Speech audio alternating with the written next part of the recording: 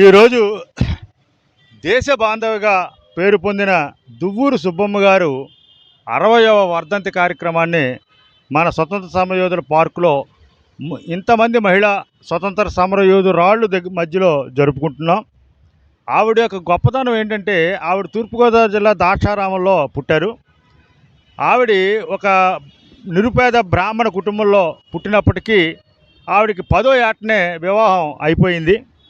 భర్త కూడా చాలా చిన్నతనంలోనే చనిపోవడం వల్ల ఆమె బాల వితంతువుగా ఉండిపోయి గాంధీజీ యొక్క పిలుపు మేరకు స్వతంత్ర సమరోద్యమంలో పాల్గొనడం జరిగింది.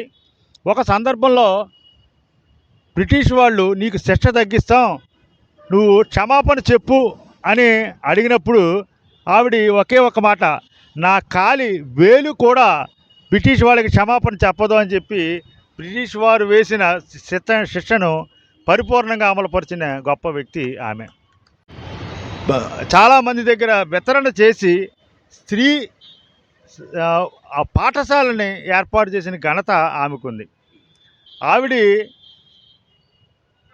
ఎన్నో ఉద్యమాల్లో, ఉప్పు సత్యాగ్రహంలో, సహాయ నిరాకరణ ఉద్యమంలో ఎన్నోసార్లు ఆవిడ బ్రిటిష్ వాళ్ళకి తలొగ్గి జైలు జీవితం అనుభవించిన వ్యక్తి ఆమె. 1964లో మే 31వ తారీఖు ఇదే రోజుని ఆవిడ కన్నుమూశారు. 60 ఏళ్ల క్రితం చనిపోయినా కూడా ఆవిడ ఇంకా మన మధ్య పుట్టారు, ఇంకా జీవించే ఉన్నారు అనడానికి ఇదే సాక్ష్యం. ఈ సందర్భంగా ఈ కార్యక్రమానికి అనుకోని అతిథి అంటేనే అనుకోకుండా వచ్చేవాళ్ళు మన రాజేశ్వరరావు గారు వచ్చారు. వారు 1945లో జన్మించారు. ఆయన అంటే స్వతంత్రం రాకముందు 2 ఏళ్ల ముందే ఆయన జన్మించారు. ఆయన ఫిటాలజిస్ట్, అంటే నాణాలు స్టాంపులు సేకరణలో ఆయన ఆ తరం వ్యక్తి. వారిని 1-2 మాటలు మాట్లాడాల్సిన. దువ్వూరు సుబ్బమ్మ గారు వర్ధంతి సందర్భంగా నన్ను ఇన్వైట్ చేసినందుకు, చాలా వీళ్ళందరికీ ఎంత కృషి చేసినందుకు, ఆవిడంత పని చేసినందుకు, ఇంకా చెప్పడానికి కూడా నోరు తగని ప్రశంసలు ఆవిడకి ఉన్నాయి. బ్రిటిష్ వాళ్ళ దగ్గర మన్నలు పొందిన వాళ్ళు ఆ రోజుల్లో ఇంత కార్యక్రమాలు చేసి ఎంతోమంది గుర్తింపు లేని వారు ఉన్నా, గుర్తింపు గల వ్యక్తి కాబట్టి ఇంతమంది చేయడానికి కూడా కారణం ఇదండి. నేను పెద్దవాడిగా వీళ్ళ ఆశీస్సులు ఎప్పుడు ఉంటాయి, ఎప్పుడు మిశ్రం వస్తుంటారు.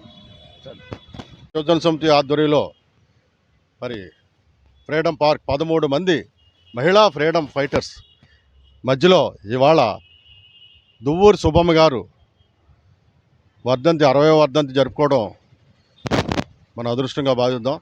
ఎందుకంటే మనం ఆ రోజుల్లో వారితో తిరగకపోయినా వారి జ్ఞాపకాలు గుర్తు చేసుకుంటూ ఈ 13 మంది మహిళా ఫ్రీడమ్ ఫైటర్స్ మధ్యలో మనం ఉన్నందుకు ఒక అదృష్టంగా భావిస్తూ మరి ఇలాంటి ఎన్నో కార్యక్రమాలు చేస్తూ మున్ముందుకు సాగుదామని చెప్పి ప్రయత్నిస్తాను.